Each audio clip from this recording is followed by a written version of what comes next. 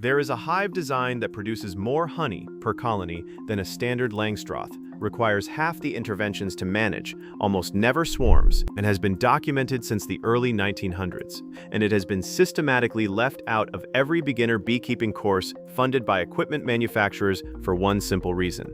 You only need to buy the equipment once. Here's the full story.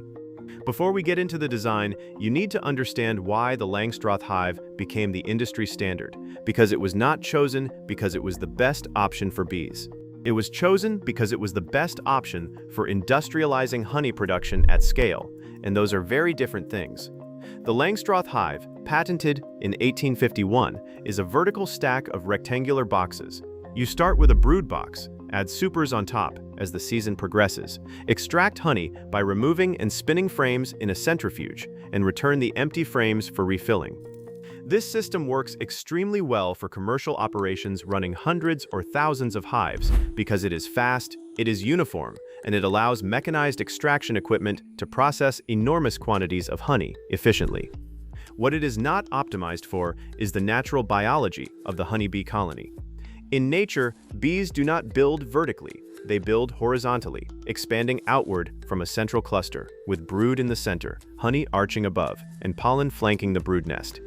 The vertical Langstroth forces the colony to move upward through the season, which creates management challenges, swarming pressure when the vertical space feels constraining, brood nest fragmentation across multiple boxes, supering decisions that require constant monitoring, and heavy boxes stacked to heights that make physical inspection difficult.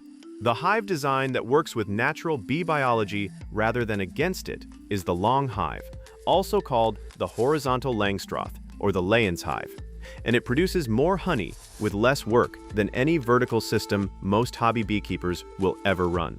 The long hive is exactly what the name suggests. It is a single deep box, the same height as a standard Langstroth deep body, but extended to hold 20 to 30 frames in a horizontal line rather than stacked vertically.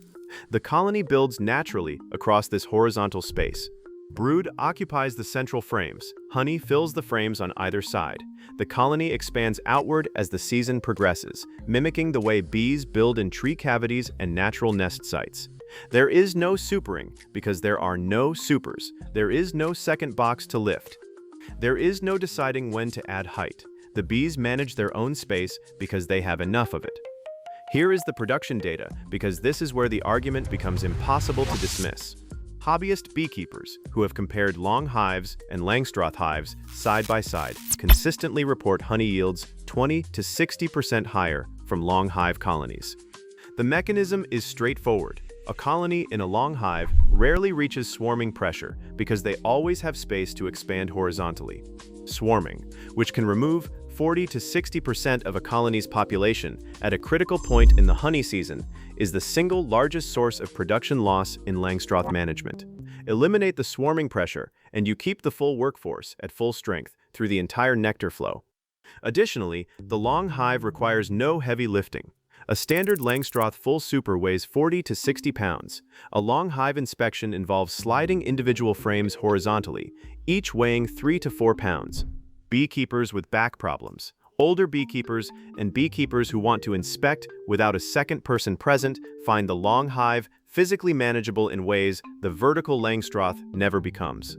The design that most closely matches the natural bee preference was documented by Abbé Émile Wary in his 1948 book Beekeeping for All, and separately by Georges de Layens in France in the late 1800s.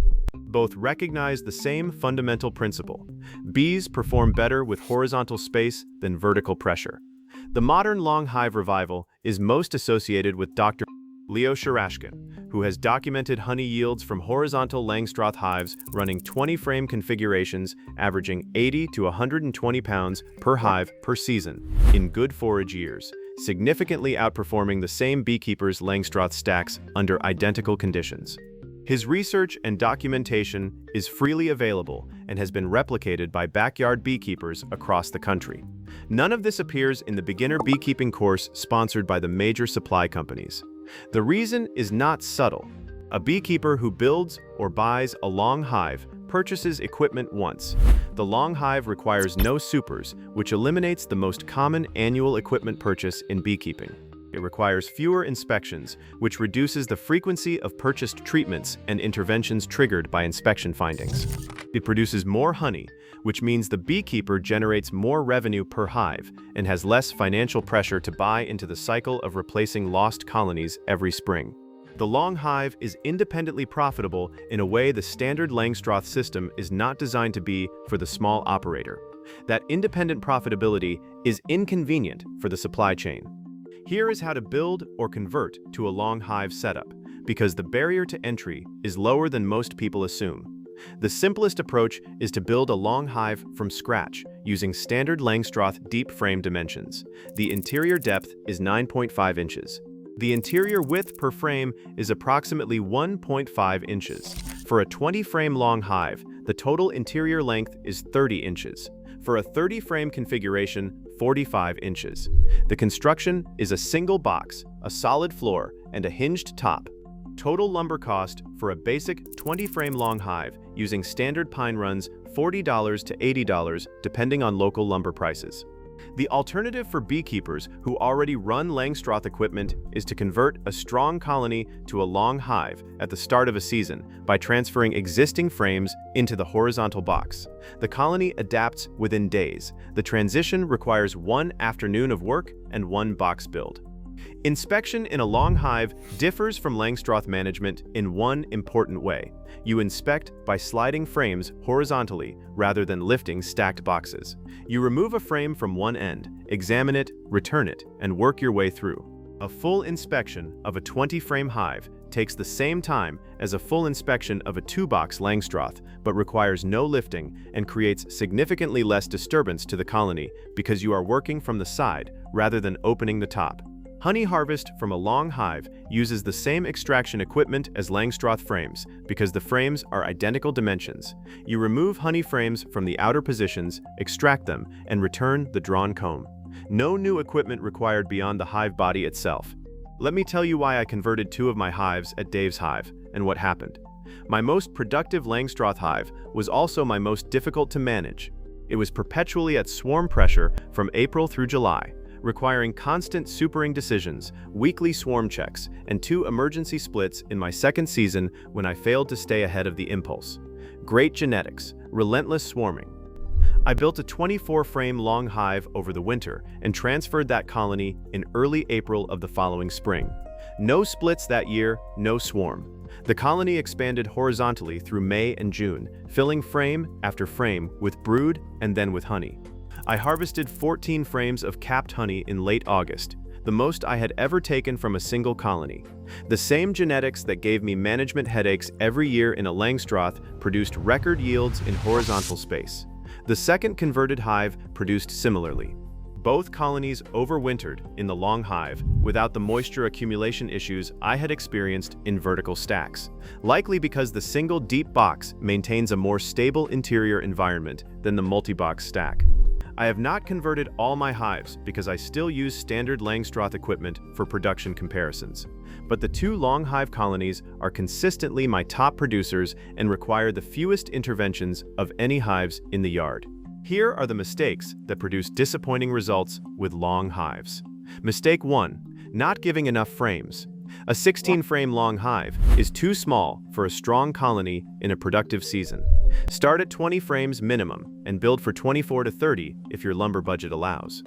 The whole value of the design is in the horizontal space.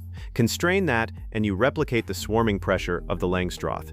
Mistake 2. Placing the entrance at the center. Long hive entrances should be positioned at one end or at multiple points along the bottom, not at the center.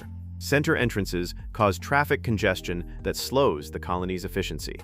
End entrances allow the bees to work the full length of the box without interference. Mistake 3. Trying to manage it like a Langstroth. The long hive rewards less frequent inspection. Opening it weekly, looking for swarm cells, misses the point.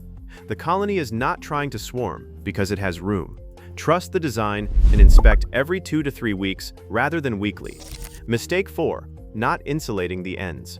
The outermost frames in a long hive during cold months should be dummy boards or insulated panels rather than live comb. The cluster does not occupy the full length of the hive in winter. An exposed, empty comb at the ends creates temperature management problems the cluster has to compensate for.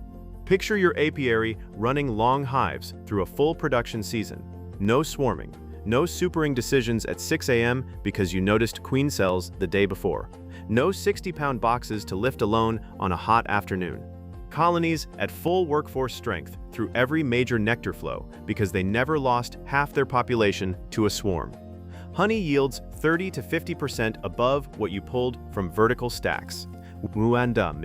You maintain it with the same tools you already own, and the bees are doing exactly what their biology was designed to do, without you managing against their instincts. Drop a comment and tell me whether you have ever run a long hive or been curious about converting. I read every comment at Dave's Hive. Subscribe and turn on notifications because next week we are covering the full long hive build plans, exact dimensions, lumber list, entrance placement, and the one modification that makes winter management significantly easier. The design existed for 100 years before the supply catalog needed you to ignore it. Now you know why it works.